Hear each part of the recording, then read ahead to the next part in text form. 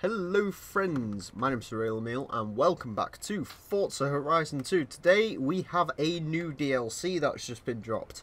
We have the Duracell car pack, and the car for today we'll be using from that pack is the 2001 Audi RS4 Avant, which I will discuss a bit more when we go outside and look at the pack and what it's got in it and so on and so forth. Okay, so let's just scroll along to here. Okay. Duracell car pack, we have the Audi RS4 Avant, which we're using today, 2001, 375 horsepower, 324 pounds-feet of torque. I've spoke a bit about the Audi RS4 before. I think this is the only car the world actually genuinely needs. It's got loads of power, it's got a four-wheel drive system, it's an estate, it's big, you can put loads of stuff in it. My idea of the only car the world ever needs is the Audi RS4 Avant, and personally, this is probably my favourite generation of them. I love the front end of the 2000s Audi A4. It's a brilliant car. Awesome car. Similarly awesome, we have the BMW M5, the 1995 edition. This is the E34, I believe I'm correct in saying on that. I'm not sure. M5s I'm a bit dodgy on the designations for. 342 horsepower, that's quite a lot from a car from 1995. Yep, what's the word I'm looking for? Iconic BMW M5. I do like M5, so another one is always good. The cover car, if you will, is actually the worst car from the pack in my opinion, and the only car in this pack that I actually don't really like. It's the 2015 Chevrolet Camaro Z28. We have 505 horsepower, 481 pounds-feet of torque. It's got a 7-litre V8, I believe. These are also available with a 2-litre turbo inline 4, if I'm correct. I've never really liked Camaros. I always think they're a bit in the Mustang shadow, and this new Camaro kind of compounds that, but I don't know. It looks alright, I guess. It looks, in my opinion, a bit better than the last generation, but honestly, the only Camaro I've really liked is the 90s Camaro, and that's just because it was better than the Mustang. Our cheapo car of the pack, we have the Honda CRX SIR. SIR, yeah, I got that right. Light, cheap, 158 horsepower. A lot of people like the CRX, and I have to agree with them. This is a pretty cool car as well. So yeah, that's in here. Interesting one here, the Mazda Cosmo. Now, I haven't actually seen the Mazda Cosmo in ever since the Gran Turismo days, really. I completely forgot this car existed.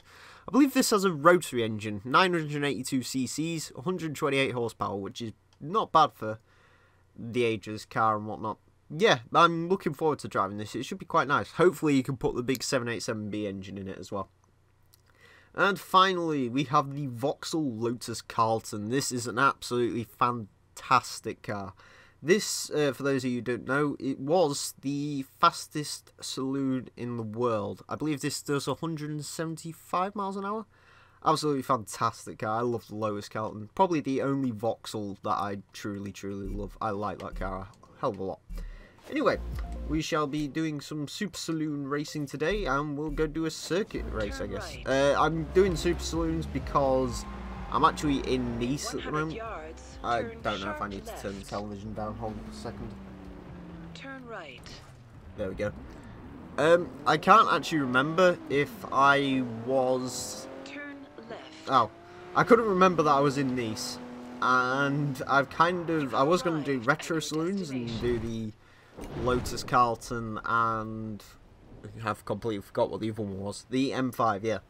I was going to race them and redo the Retro Saloon Championship. However, we've already done Retro Saloons in this place, so I figured it'd probably be just a better idea to go ahead and do Super Saloons here. And it looks like we have a grid of entirely Audi RS4 Avant. Okay, so I guess this is... ooh, there we go. Do you reckon we'll get a super awesome credit bonus for taking a picture of many Audi RS4s? Nope, only going to get 1,000 credits. Oh well. Alright, back out of that. Alright, you can see all the different colours on offer, I guess. There's a yellow one. I've gone for a blue one, just because this is the one that I used to have in Gran Turismo, which I quite liked. There's a yellow one, there's a green one, the silver's the most common colour, there's red. Yeah, there's a load of nice colours on this car, basically. And I love this car, I think it's fantastic. I always remember, actually, in Gran Turismo 4... was it Gran Turismo 4? No, it's Gran Turismo 6, sorry. Yeah, there's been so many of them bloody games. I've just completely killed the side of that guy's car. Anyway, in Gran Turismo 6, these cars were weird, because the reason I sort of got so attached to my RS4 Avant was actually completely by mistake. The normal RS4, which is in the game, is actually, I believe it's 76,000 credits for that vehicle. The RS4 Avant, which is the same car, bear in mind, just with a bit more on the end of it, was 41,000 credits.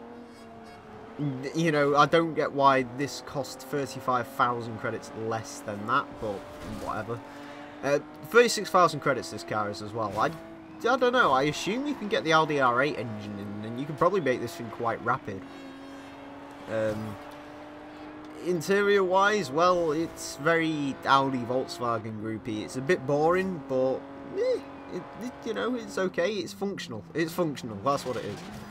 Of course, we've got a stick shift, which is good.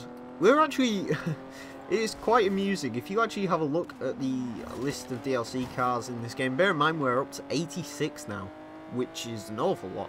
I believe this game came with 210 cars, so we've almost got a full half of the, well, it would be 33%, wouldn't it? 33% of the car list is actually comprised of DLC, which is completely fine by me, because I don't mind paying out for it. Oh yeah, right, that's a quick thing. This car pack is available to you right now on the Xbox Live Marketplace for £4 or $5, I believe it would be in America, and you'll have to work that into your regional equivalents. My two highest audiences are the UK and the US, and they're fairly easy to get the pricing of. So that's kind of why I say their pricing first. It's not like I don't like any of you other guys, it's just, you know, it sort of works for me. But the good news is actually, looking at my audience, the world's kind of, the three main currencies, well, at least in my world anyway, are dollars, euros and pounds. I believe euros and dollars have about the same trade over, so it might be €5 as well, I'm not too sure. And the rest of the world kind of works on a bunch of other numbers which I just can't memorise.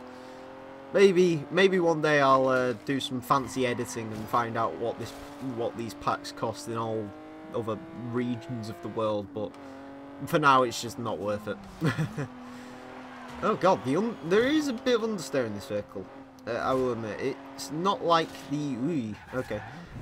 It might just be this course isn't really suited to the Audi. These things... actually, that's the point. I'm going to check how quick this is just before we go into the next race as well. This track isn't really suited for big four-wheel drive saloon cars, really, so... Excellent driving. Another big win. We actually, yeah, as I was saying anyway, Advance, Audi Advance, there's loads of them in this game now. We've got the RS4 now, we've got the RS6, the brand new RS4. So we have like 3 Audi Advance. Bear in mind this game had like none when it launched, so that's cool. I want to see them bring the saloon version of this car into the game. I think that'd be quite cool. Let's just actually look over here. On the marketplace, 86 vehicles. Right, there you go. Audi RS6 Avant, Audi RS4 Avant, Audi RS4 yeah. That should be red. Come on. Get consistency. But yeah, I'll have to do a full run through of all the DLCs for this game once it eventually is not DLC season anymore. Which, how long have we been in this game now? This has been out since November. We should get car packs up until September, I believe. So we've still got July, August.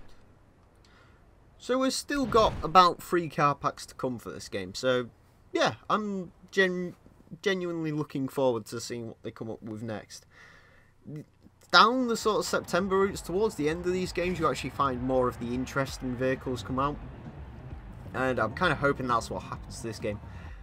There is a couple of cars I would genuinely like to come to this game, but unfortunately they just won't happen. So I don't know. I do want to see my Aston Martin DB7. from what it seems like with the way Forza's working on Horizon 2, it seems like we're getting, you know, quite a few cars which we've seen before, quite a few cars which are kind of obvious that was going to come, you know, like the 2015 Impreza and the 2015 TT, and I assume the new Audi R8 might even come out at some point. You know, we kind of knew we'd get them sort of cars.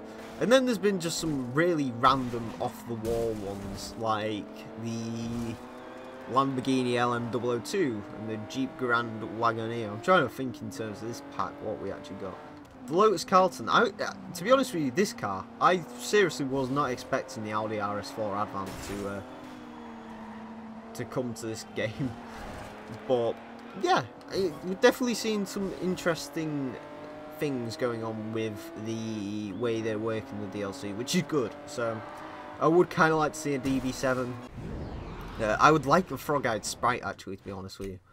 But, you know, E3 is coming up, and hopefully they're going to show us some more Forza 6 there, and I'm definitely looking forward to seeing that. Unfortunately, it will be probably Ford GT footage.